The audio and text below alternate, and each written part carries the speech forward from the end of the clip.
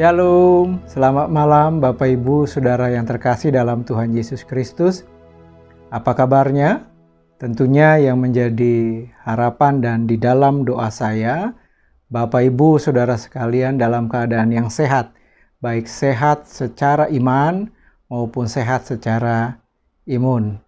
Malam hari ini kita tetap mengadakan persekutuan doa, meskipun masih dalam bentuk online, belum bisa tatap muka di gereja. Ya, Bapak Ibu Saudara yang terkasih dalam Tuhan Yesus Kristus, sebelum kita mendengarkan renungan firman Tuhan dan juga kita menaikkan doa-doa syafaat kita kepada Tuhan, mari kita akan mendengarkan renungan firman Tuhan terlebih dahulu. Tapi sebelumnya, mari kita tundukkan kepala untuk berdoa kepada Tuhan. Terima kasih Tuhan, bersyukur kalau sebentar kami akan mendengarkan kebenaran firman-Mu, dan setelah itu kami akan menaikkan doa-doa syafaat kami kepada Tuhan. Berkati kami, ampuni atas setiap dosa dan kesalahan kami, layakan untuk kami boleh menikmati suara dan kehendak Tuhan bagi kami, dan juga menaikkan doa-doa syafaat kami kepadamu pada malam hari ini di dalam persekutuan doa ya Bapa. Makasih, kami siap mendengarkan firman-Mu. Di dalam nama Tuhan Yesus kami telah berdoa dan mengucap syukur kepadamu. Amin. Bapak Ibu Saudara yang terkasih dalam Tuhan Yesus Kristus, kita masuk sudah pada bulan Desember. Nanti tanggal 25 kita akan memperingati atau merayakan kelahiran ya Tuhan Yesus Kristus. Itulah sebabnya bulan Desember ini berbicara tentang kasih. Ya, pada bulan Desember ini renungan firman Tuhan saya dasarkan atau temanya berkaitan tentang kasih yang sejati, ya. Kasih yang dimiliki oleh Tuhan Yesus Kristus tentunya, ya. Dan kasih seperti ini mungkin menjelang kedatangan Kristus semakin sulit, semakin langka untuk kita bisa temukan atau kita lihat di dalam kehidupan manusia. Di dalam Roma 5 ayat yang ke-8 dikatakan demikian. Ini yang menjadi dasar ya, firman Tuhan ini yang menjadi dasar renungan firman Tuhan kita tentang kasih pada malam hari ini. Dikatakan Roma 5 ayat yang ke-8, akan tetapi Allah menunjukkan kasih-Nya kepada kita oleh karena Kristus telah mati untuk kita ketika kita masih berdosa, ya. Bapak Ibu, ini yang disampaikan Rasul Paulus ya tentang kasih Allah kepada manusia yang berdosa. Saudara, ya. Ini yang disampaikan Rasul Paulus kepada jemaat yang ada di Roma tentang kasih Allah. Sekali lagi saya katakan tentang kasih Allah yang sejati kepada kita, kepada jemaat yang ada di Roma, kepada kita dikatakan manusia yang berdosa. Bapak Ibu Saudara yang terkasih dalam Tuhan Yesus Kristus, ada 3 unsur yang bisa kita pelajari dalam ayat yang ke-8 ini saat berbicara tentang kasih yang sejati, ya. Yang pertama, unsur yang pertama mengenai kasih yang sejati yaitu berbicara tentang action, ya, berbicara tentang tindakan kasih, ya. Di dalam ayat yang ke-8a dikatakan akan tetapi Allah menunjukkan kasih-Nya. Saudara, di dalam Alkitab kita tidak perlu lagi meragukan tindakan kasih Allah kepada bangsa Israel dan juga kepada kita, ya, umat Tuhan saat ini, Saudara. Di dalam Alkitab dicatat bahwa kasih Allah itu bukan hanya sekedar omong doang.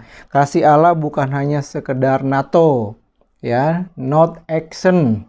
Bukan tanpa ada aksi, Saudara, ya. Allah menyatakan kasih-Nya bukan hanya sekedar pernyataan, "Ya, aku mengasihi engkau," Saudara. Tetapi Allah menyatakan kasih-Nya kepada kita, kepada bangsa Israel, kepada jemaat yang ada di Roma, dan juga kepada kita semua itu dengan tindakan nyatanya. Saudara, ya. Bapak Ibu Saudara yang terkasih dalam Tuhan Yesus Kristus, ada seorang hamba Tuhan yang mengatakan begini, ibadah itu bukan hanya sekedar ritual, ya. Ibadah itu bukan hanya sekedar sakramen atau upacara-upacara keagamaan yang dilakukan kita, orang Kristen, di gereja. Ya. Tetapi ibadah itu harus aktual, ya. Artinya ada tindakan nyata. Saudara. Jadi ibadah itu bukan hanya berbicara kita datang ibadah di gereja, kemudian kita berdoa, kita memuji Tuhan, kita menyembah Tuhan, saudara. Kemudian kita baca firman Tuhan. Nggak hanya berhenti sampai di situ. Tetapi yang namanya ibadah adalah praktek. Yang namanya ibadah adalah aktual dari apa yang kita lakukan di dalam ritual-ritual keagamaan tersebut. Saudara, tanpa keseimbangan antara ritual dan aktual, maka kekristenan kita adalah kekristenan yang munafik, saudara. Ya. Nah, Bapak Ibu Saudara yang terkasih dalam Tuhan Yesus Kristus, kalau kita kembali lagi berbicara tentang kasih, kasih itu bukan hanya sekedar slogan, saudara. Kasih itu bukan hanya berbicara tentang simbol kekristenan, saudara. Tapi kasih itu berbicara tentang pernyataan yang kemudian diwujud nyatakan dalam tindakan nyata. Dan inilah yang seharusnya, saudara, menjadi gaya hidup bagi orang Kristen. Ya, itu. Mengasihi Tuhan, mengasihi sesama bukan hanya ucapan atau hanya di bibir saja, tetapi dalam bentuk realita, aktualisasi nyata dalam tindakan kehidupan kita yang betul-betul menyatakan kasih, saudara. Bapak Ibu Saudara yang terkasih dalam Tuhan Yesus Kristus, itu yang pertama berbicara tentang kasih sejati. Kasih yang sejati itu bukan hanya berbicara tentang statement, pernyataan, tetapi harus dalam bentuk action, dalam bentuk tindakan nyata yang dilakukan dalam kehidupan kita sehari-hari. Kemudian yang kedua, saudara, ketika kita berbicara tentang kasih yang sejati, itu bukan hanya berbicara tentang action, tapi berbicara tentang passion. Ya, ayat yang ke-8 dikatakan begini, 8b. Ya, kasihnya oleh karena Kristus telah mati untuk kita. Ya, saudara yang terkasih dalam Tuhan Yesus Kristus, passion itu artinya adalah cinta yang sangat kuat. Ya, cinta itulah yang mendorong orang itu rela berkorban bagi orang yang dicintainya, saudara. Cinta passion itu adalah cinta yang sangat kuat sehingga membuat seseorang yang mencintai orang itu rela menderita, saudara. Ya. Rela melakukan apapun juga, rela berkorban, bahkan rela menderita untuk orang yang dicintainya, saudara. Passion itu artinya keinginan dan semangat yang amat besar. Passion itu artinya hasrat yang berkobar-kobar, saudara. Dalam bagian ini kita melihat bahwa cinta Allah itu sangat besar, saudara. Ya, untuk kita, manusia yang berdosa itu, saudara. Manusia yang berdosa. Karena cintanya yang begitu kuat kepada kita, saudara, sehingga dikatakan tadi dalam ayat yang ke-8b, oleh karena Kristus telah mati untuk kita. Saudara, dia rela mati, saudara. Bahkan bukan hanya dia rela mati, saudara. Dia rela untuk kemudian turun ke dalam dunia ini. Di dalam Filipi pasal yang kedua ayat yang ke-7 Di situ dijelaskan Tuhan Yesus demi cintanya yang kuat, saudara, dikatakan dia mau mengambil rupa seorang hamba. Dia mau menjadi manusia dan bahkan kemudian mengambil rupa sebagai seorang hamba. Dan dikatakan di dalam ayat yang ke-8 dalam Filipi pasal yang kedua, bahkan dia mau taat dan bahkan dia mau setia, saudara, mati, bahkan sampai mati di kayu salib untuk kita. Ya. Aplikasinya bagi kita, bagaimana kasih kita kepada Allah? Bagaimana kasih kita kepada pasangan hidup kita? Bagaimana kasih kita kepada anak-anak kita, saudara? Ya. Kalau kita mengasihi mereka dengan kasih yang sejati, kasih kita begitu kuat kepada mereka, saudara, maka kita rela melakukan apapun juga untuk mereka. Bahkan kita rela berkorban, ya. Gitu. Rela melakukan apapun juga untuk mereka, ya. Ini tentang kasih yang sejati. Yang pertama tadi berbicara kasih yang sejati harus memiliki action, tindakan nyata. Yang kedua, kasih yang sejati harus memiliki passion. Ya, itu seperti Tuhan rela mati di kayu salib untuk menebus dosa kita. Kemudian yang terakhir, saudara, tentang kasih yang sejati adalah forgiveness atau berbicara tentang pengampunan. Ya, ayat yang ke-8c dikatakan, saya bacakan dari ayat yang ke-8 ya. Akan tetapi Allah menunjukkan kasih-Nya kepada kita oleh karena Kristus telah mati untuk kita ketika kita masih berdosa, saudara. Lihat, Kristus menyatakan kasih-Nya ketika kita masih berdosa, saudara. Yesus mati di kayu salib ketika kita masih berdosa, saudara. Yesus menyatakan kasih-Nya bukan karena kita telah setia beribadah kepada Dia. Yesus menyatakan kasih-Nya bahkan mati di kayu salib bukan karena kita sudah setia kepada Dia.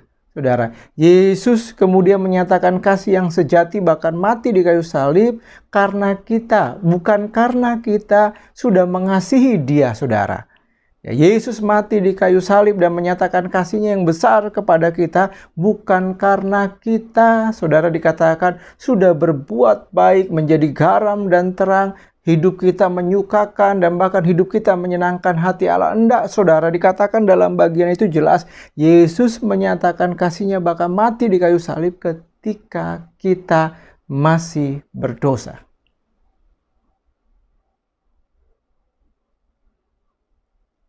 Ya.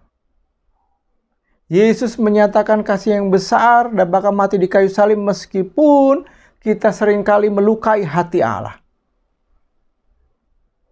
Meskipun kita seringkali mengecewakan Dia. Meskipun hidup kita justru seringkali mencemarkan nama Tuhan, saudara. Tetapi Yesus tetap menyatakan kasih-Nya dan mau mati di kayu salib untuk orang-orang yang seperti kita, yang dikatakan orang-orang yang durhaka, saudara. Orang yang masih terus hidup berkecimpung di dalam dosa, saudara. Dan Dia tetap menyatakan kasih-Nya dan Dia mau mati dan bahkan Dia mau memberikan pengampunan kepada kita, saudara. Bagaimana dengan kita? Apakah kita mau menyatakan kasih-Nya kepada orang-orang yang mungkin melukai hati kita? Apakah kasih kita mau memberikan pengampunan kepada mereka? Saudara, ya, inilah kasih sejati, saudara. Kalau kita mau berbicara tentang kasih sejati, kesimpulannya harus belajar dari Tuhan Yesus Kristus. Kalau kita belajar dari yang lain, mungkin kita akan kecewa, saudara. Tapi Yesus adalah teladan yang sempurna bagi kita. Pada malam hari ini aplikasinya, mari kita miliki kasih yang sejati sama seperti yang dimiliki oleh Tuhan Yesus Kristus. Ya. Mari kasih itu bukan hanya sekedar slogan, bukan hanya statement, tetapi harus kita nyatakan dalam tindakan nyata kepada Tuhan, kepada pasangan hidup kita, kepada keluarga kita, dan juga kepada sesama kita. Ya. Dan kasih sejati itu harus ada passion. Ya.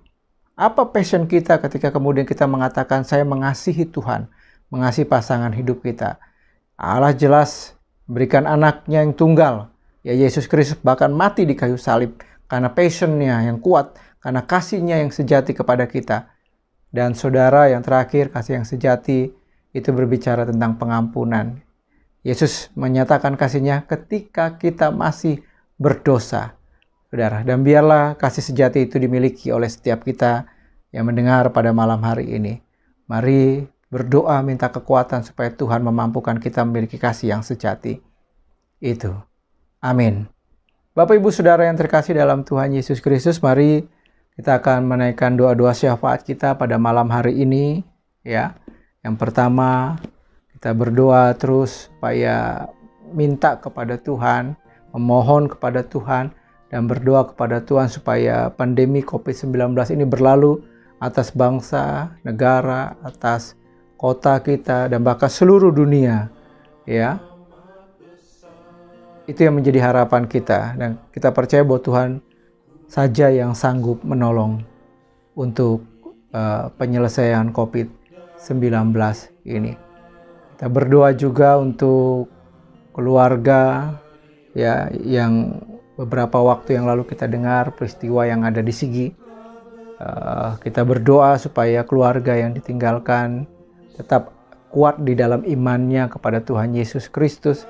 Keluarga yang ditinggalkan diberikan penghiburan dan kekuatan, ya, tetap setia kepada Tuhan Yesus Kristus, ya. Diberikan kekuatan iman kepada Tuhan oleh Tuhan Yesus. Kemudian yang ketiga, mari kita berdoa untuk Natal. Kita berdoa untuk panitia, kita berdoa untuk pelayan-pelayan Tuhan yang akan melayani kita dalam Natal tanggal 25 nanti, ya, supaya Natal tahun ini di tengah-tengah situasi pandemi COVID-19 ini kita tidak kehilangan hikmat makna Natal yang sejati itu, ya, bagaimana kasih sejati Allah itu nyata dalam kehidupan kita manusia yang berdosa. Keempat, kita berdoa untuk pelayanan gereja, ya. Kita doakan untuk hamba-hamba Tuhan, para pengerja, ya.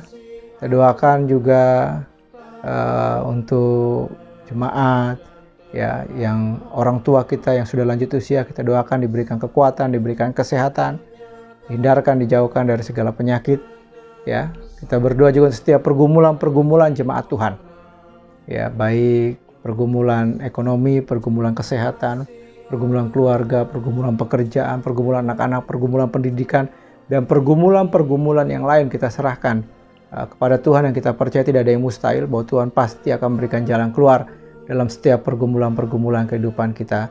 Doakan juga ibadah-ibadah yang terselenggara di gereja supaya dapat berjalan dengan baik dan memberikan pertumbuhan iman dan kerohanian kepada setiap kita. Bapak Ibu Saudara yang terkasih dalam Tuhan Yesus Kristus, ini adalah pokok-pokok doa syafaat yang akan kita naikkan kepada Tuhan pada malam hari ini.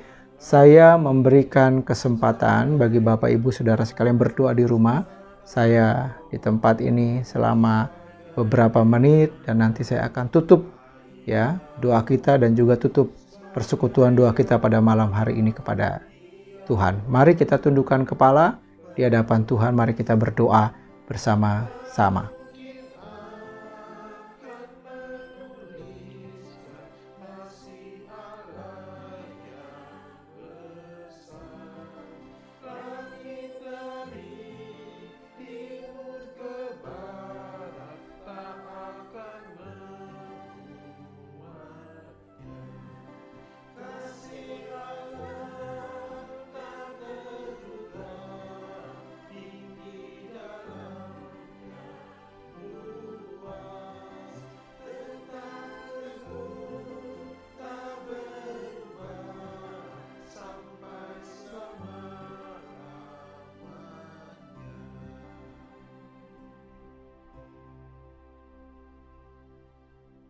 Terima kasih Tuhan, kami sudah menaikkan hamba-Mu dan juga setiap umat-Mu di rumah.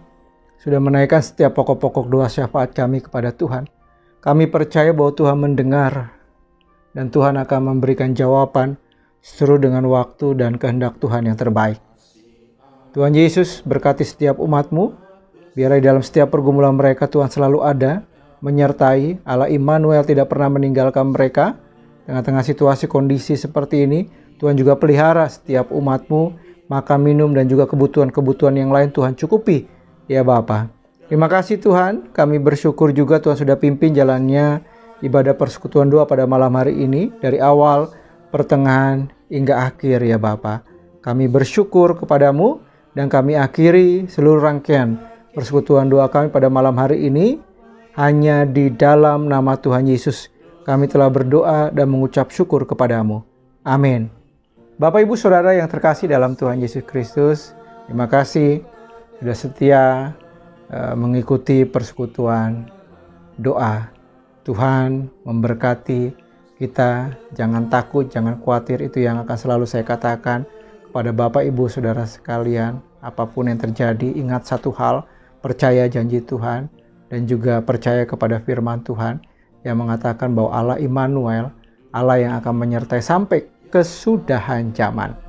Dan yakinlah bahwa Tuhan akan tetap pelihara kehidupan kita. Amin.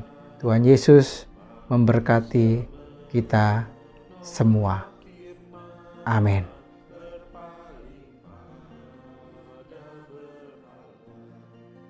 Kasih Allah tak terdua.